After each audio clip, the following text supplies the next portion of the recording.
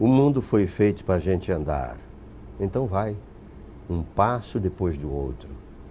Vai descobrir os caminhos que te levarão ao outro. Vai inventar uma história, vai fazer a história. O firmamento é o ponto de partida para a tua caminhada cósmica. E cada seixo da estrada impulsiona o teu passo por uma estrela, para um novo espaço. Sim, o mundo foi feito para a gente andar. E o que guia teu sapato não é o norte magnético, nem o canto das cigarras, nem o caminho das formigas. É sim algo que formiga no teu juízo e se entranha e se amalgama e se harmoniza sem parar. Sim, o mundo foi feito para a gente andar, para a gente se descobrir e se inventar e se reinventar. Por mais que se percorra mundos, por mais longe que este chegue, não haverá chegada. Não haverá. Por quê?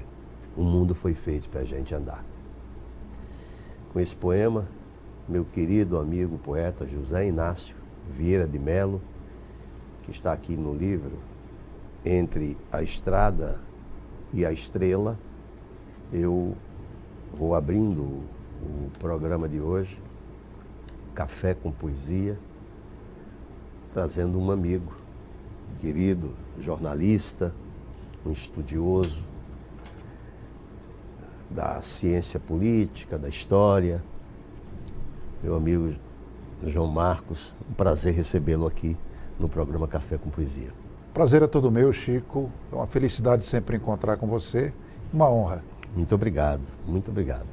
Então, primeiro vamos situar dentro do contexto do João Marcos. Nasceu onde? Qual a cidade que você viveu, enfim, na sua vida acadêmica, que você também é formado em História, não é? Isso. Bom, eu sou paulistano, né? Nasci no bairro da Penha, na cidade de São Paulo, né? E sou formado em jornalismo pela FAAP de São Paulo e História pela Universidade de São Paulo, a USP, né? E estou no jornalismo desde 1978, ou seja, 40 anos, sempre na área de política e na área de reportagens especiais relativas à história, né? Tanto em jornal, rádio, TV, né? Lá atrás, né, eu comecei no Jornal da Tarde, o Jornal da Tarde que foi a grande escola do jornalismo paulista, né, ligado ao jornal O Estado de São Paulo, que é da mesma empresa, e paralelamente trabalhei no Jornal Estado de São Paulo também, né?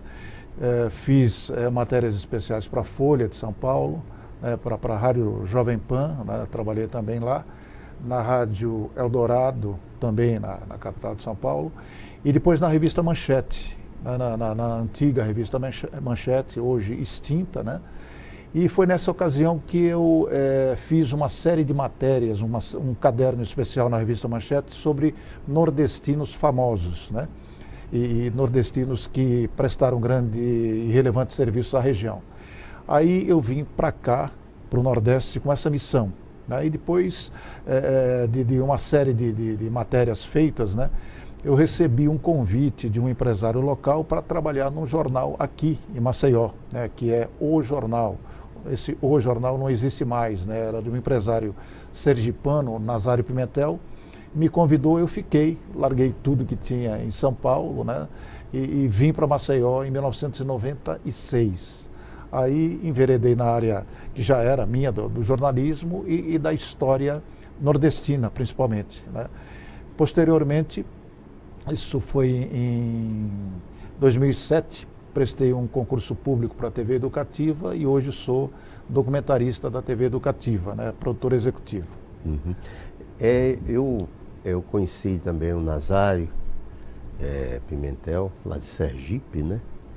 Inclusive encontrei algumas vezes lá no Xingó Parque Hotel e conversávamos bastante. Um sujeito muito inteligente, um homem, enfim. Agora, essa trajetória sua como documentarista Eu, inclusive, tive acesso a alguns trabalhos que você fez, que eu gosto muito e parabenizo você. Você traz essa temática da história, colocando ela numa linguagem de tão fácil apreciação para qualquer tipo de cidadão que queira ter acesso, né? Não precisa entender história, intelectual, nada disso, né, professor? Nada, o cidadão comum que vai lá e tem acesso e bebe daquele conhecimento. Então, como você transfere isso aqui à nossa TV, a Assembleia, exibe o seu trabalho, aquele documentário que você fez sobre o Jaime Miranda. Isso. Aqui sempre exibe e tal. E nunca é demais a gente assistir aquilo, porque é um relato da história do Brasil. Uhum. Como é que você se debruçou em cima daquela obra? Olha, especificamente do Jaime Miranda, porque ele é um alagoano, jornalista, advogado, que foi líder do Partido Comunista Brasileiro aqui em Maceió, com uma liderança expressiva nos anos 50, 60, até 70, quando ele desapareceu tragicamente, né? E era uma pessoa que vivia o dia a dia da cidade, da cidade e do Estado, e lutou a sua vida toda em favor dos trabalhadores, isso sem dúvida. E o que me chama a atenção é que ele foi um dos dirigentes do Partido Comunista Brasileiro mais perseguidos do Brasil. Ele foi preso, sequestrado, aliás, ele foi sequestrado antes, né? Depois foi preso, foi torturado, foi morto e foi esquartejado pela ditadura militar. E seus restos mortais atirados num rio no interior de São Paulo. Aí veja você a crueldade que fizeram com esse homem que nunca pegou numa arma para lutar nem contra a ditadura, coisa que ele tinha direito. Qualquer brasileiro que tenha estado naquele período tinha o direito de lutar até armado contra uma ditadura militar que tomou o poder armada, tirando do poder um presidente constitucionalmente eleito como João Goulart. Então, a vida de Jaime Miranda foi uma vida exemplar e que eu tive a oportunidade de conhecer com bastante detalhe, né, bastante detalhes, porque eu fiz uma pesquisa muito profunda sobre ele, né, as pessoas que estavam envolvidas nessa trama toda política, sindical, até do direito, né, porque ele foi um advogado, e jornalística, porque ele era o editor de um jornal comunista bastante conhecido, que era A Voz do Povo, né, aqui em Maceió. Então, a vida dele é uma vida espetacular do ponto de vista político, do ponto de vista jornalístico, do ponto de vista histórico. Aí, por isso, eu me interessei e fiz esse documentário chamado Memórias de Sangue. Eu acho aquele documentário maravilhoso, inclusive participei como ator, você convidou-me e tal. E fazendo até um personagem... Um torturador, um torturador, que era o torturador dele, né? Dele, do Jaime. E a filha dele aqui esteve, a Olga, a gente conversou muito quando do lançamento do livro dela. Sim. E elogiamos muito também o seu trabalho. A fonte de pesquisa qual foi? Olha, eu recorro a várias fontes de pesquisa, né? Mas principalmente no caso das pessoas mais contemporâneas, onde existam pessoas vivas que conviveram com ele, então eu recorro principalmente aos depoimentos, né? E quando você recorre aos depoimentos, você corre o risco de uma pessoa aqui, outra lá, exagerar ou omitir alguma coisa. Então, eu trabalho com duas coisas, né? Que é a questão da investigação jornalística, né? E do rigor do tratamento da informação histórica. Então, eu faço esse cruzamento de informações para que a gente chegue mais próximo possível da verdade histórica. Talvez a gente nunca chegue 100% à verdade histórica, mas pelo menos o historiador e o jornalista têm a obrigação de chegar mais próximo possível disso. E no Jaime, além disso, recorremos também às fontes documentais, né, que são várias, né? Então a gente também faz usa esse recurso das fontes documentais, que são os jornais, as revistas, os documentos do partido, as cartas trocadas entre os membros do partido. Então você reúne tudo isso e toma também esse devido cuidado de cruzar informações para ver se uma coisa bate com a outra, para que você não cometa erros que no futuro você possa ser contestado. É muito interessante essa maneira, essa forma de você conduzir os seus trabalhos, né? Isso é uma marca indelével. Agora, tem uma coisa, porque você vê, como você colocou aí, na guerrilha do Araguaia, tem, tudo bem, os desaparecidos, as pessoas que foram trucidadas ali e tal. Agora, o Estado brasileiro está sendo obrigado a reconhecer isso. Sim. E trazer de volta toda a história que realmente, à luz da ciência, né, da ciência histórica e tal, e mostrar para a sociedade o que realmente ocorreu ali. E consegue-se sim, pelas escavações, os corpos foram aqui e tal. Já o Jaime foi um sumiço, não encontrou-se absolutamente nada. Exatamente. Então, o problema do Jaime, pelo que a gente sabe, né, e nós colocamos isso no documentário, então, como eu disse, ele foi torturado, esquartejado e seus restos mortais atirados no rio. Isso tem depoimentos de uma das pessoas que participavam do grupo que prendeu o Jaime, né, que o sargento Marivaldo, né, Marival Chaves, contou isso à revista Veja em 1992 e repetiu essa história nos depoimentos que deu à Comissão da Verdade, né? Fora outros torturadores que participaram disso. Então, veja bem, no caso do Araguaia, as pessoas conseguiram ainda recuperar os restos mortais dos seus entes queridos que lutaram contra a ditadura naquela guerrilha, e do Jaime, infelizmente, e de 9 outros dirigentes do Partido Comunista, nada restou, ou seja, eles foram realmente desaparecidos, eles são desaparecidos políticos. E suas famílias até hoje não tiveram a oportunidade de sepultá-los com dignidade. Então, o que deixa a gente mais triste é o seguinte: eu revelo no documentário que o ditador Ernesto Geisel, o general Ernesto Geisel, que governava o país na época, teria sido a pessoa que ordenou a morte desses 10 presos que estavam sob custódia do Estado, né? Então, muita gente criticou, não, mas como é que você diz isso? Porque não é certo, ainda a gente não tem provas, etc. Mas eu já tinha essas informações. Passado 2, 3 anos do lançamento do documentário, agora chega a informação captada por um pesquisador no governo dos Estados Unidos, né, com documentos mostrando que o Geisel ordenou a morte dessas pessoas. Entendeu? Veja, 4 anos depois de eu ter dito isso no documentário Memórias de Sangue. Então, está provado que quando você faz uma pesquisa histórica com seriedade, não há como contestá-la. Então, essas informações eu tinha 4 anos atrás, né? Só que agora, como o pesquisador americano, né, revelou para um pesquisador brasileiro, e essas informações chegaram de Washington, que estavam lá no memorial, né, que de 50 em 50 anos eles revelam as atrocidades que fizeram, né? Então, isso saiu agora e confirma aquilo que eu disse há 4 anos atrás nesse documentário. Muito bem. Uma contundência, né, do que você falou lá, inclusive esses documentos sendo arquivados, ou seja, sob o poder da CIA, né? Isso. A gente vai continuar já com essa conversa e tantas outras ligadas à história, não é? Com o meu querido amigo João Marcos Carvalho, já depois do nosso intervalo.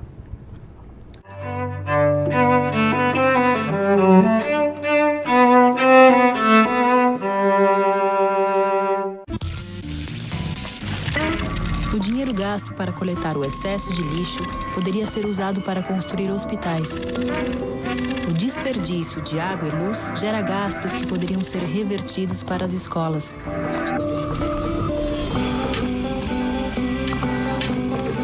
Para construir um lugar melhor, o primeiro gesto está em suas mãos.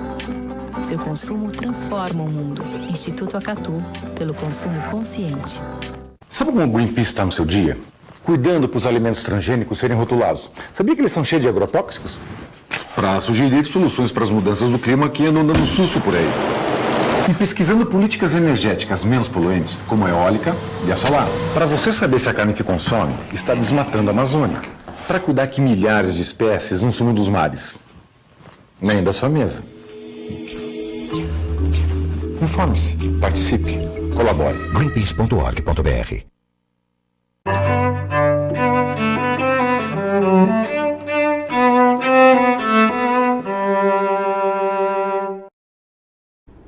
Retornamos então ao programa Café com Poesia, com esse diálogo maravilhoso com meu querido João Marcos Carvalho, jornalista, historiador. Enfim, a gente, antes do intervalo, estava conversando aqui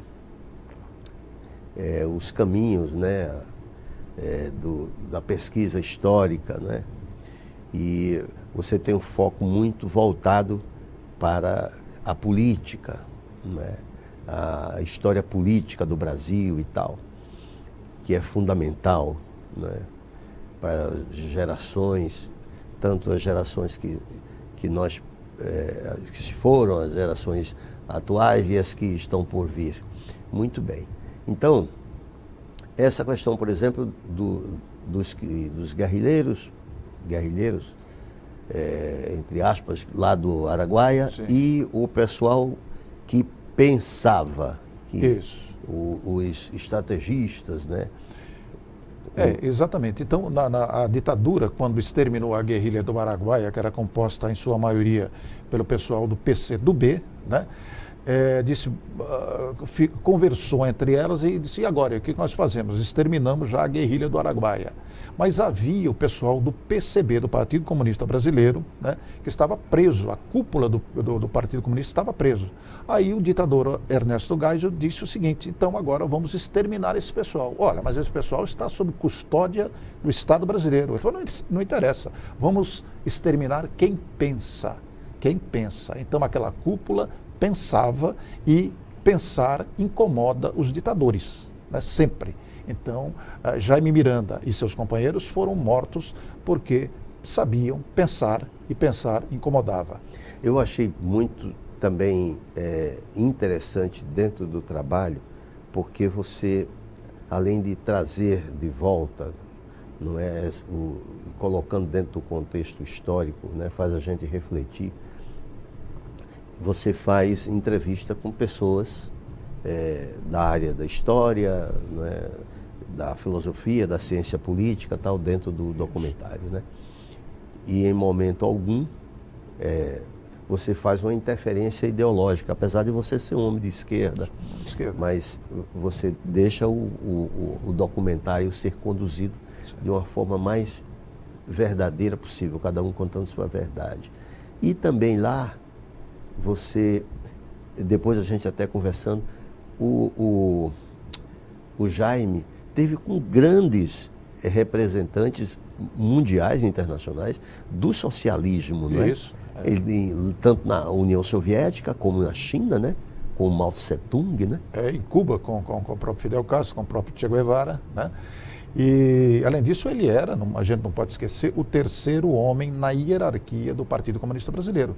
Então, ele tinha grande influência internacional. Então, o Jaime Miranda era um formulador, né? Um formulador, e sempre respeitado em todo mundo, né? Então, isso é um fato. Um fato. É realmente um personagem extraordinário. Agora, uma outra coisa.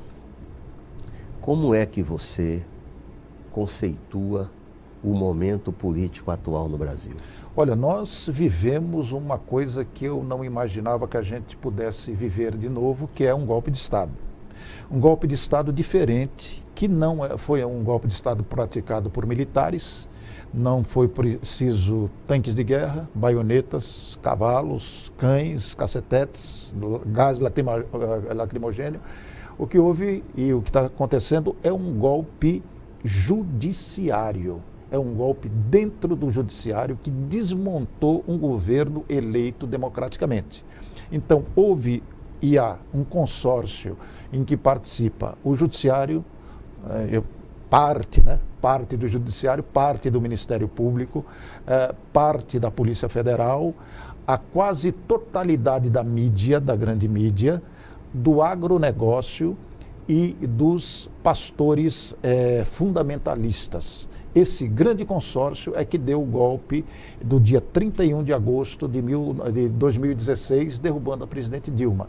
Então nós estamos vivendo dentro de um golpe de Estado perigosíssimo, porque prenderam o presidente Lula sem nenhuma culpa formada, não deixam o presidente Lula sair, quebram todo o ordenamento jurídico do país, como fez Sérgio Moro, a não permitir a soltura do Moro, a soltura do Lula, quando ele de Portugal comandou um outro golpe dentro do golpe, né, fazendo com que o judiciário brasileiro, depois de dar uma ordem de soltura, a Polícia Federal não obedeceu, aguardou que se fizesse toda uma trama através de um telefonema do Moro, que estava em férias em Portugal, né, e deixou o Lula, que continua preso.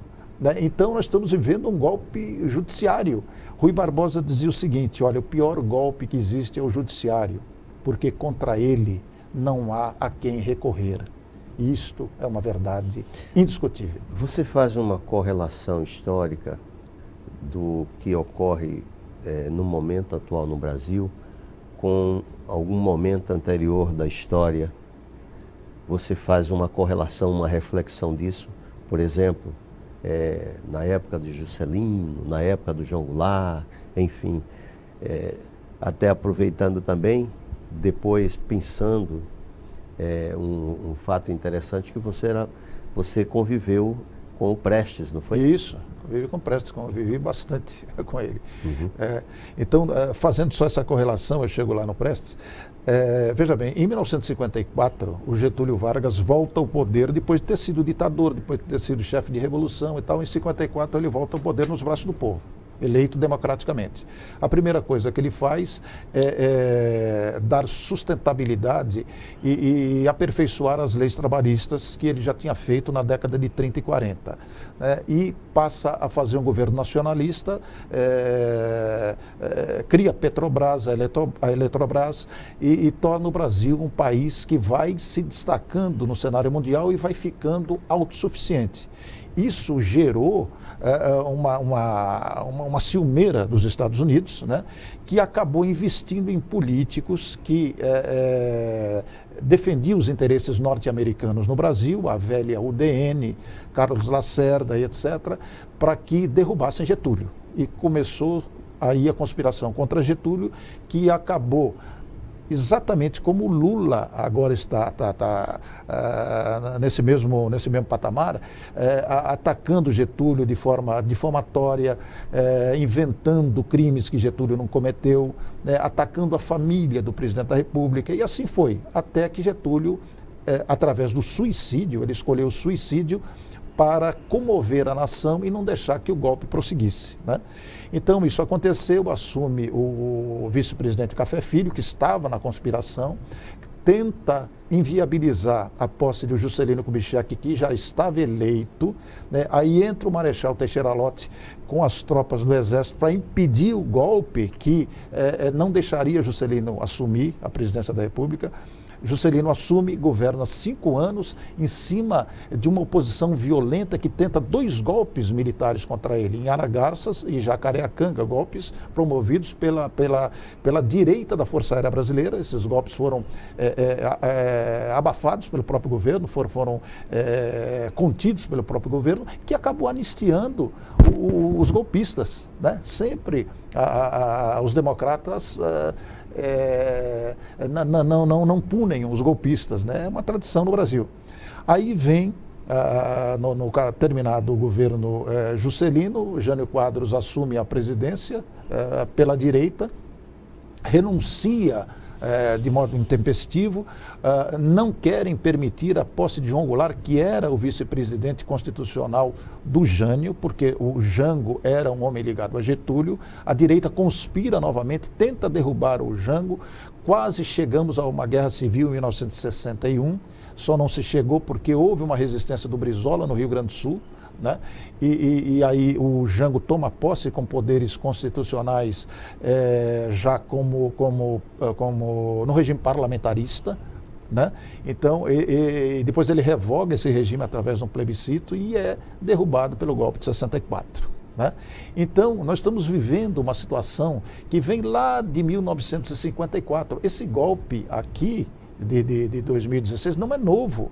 São as mesmas forças que conspiraram e levaram Getúlio ao suicídio, as mesmas forças que conspiraram contra Juscelino, as mesmas forças que conspiraram contra João Goulart, né? E depois contra Lula, e Lula, muito bem articulado, conseguiu resolver o problema, ficou 8 anos tampando aqui um buraco aqui, segurando ali, é um cara que conseguiu resolver, mas chegou a vez de Dilma, que talvez não tivesse a cintura política para conseguir conter um golpe que avançava. Né? Uhum. Então, a situação política é exatamente essa, desde 1954.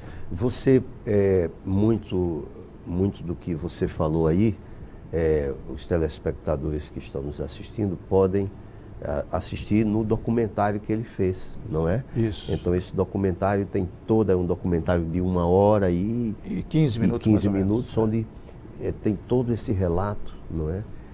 Que é muito interessante. Eu, inclusive, aí acho que é um dos trabalhos mais bem estruturados que eu vi, fazendo esse relato político, não é? E histórico.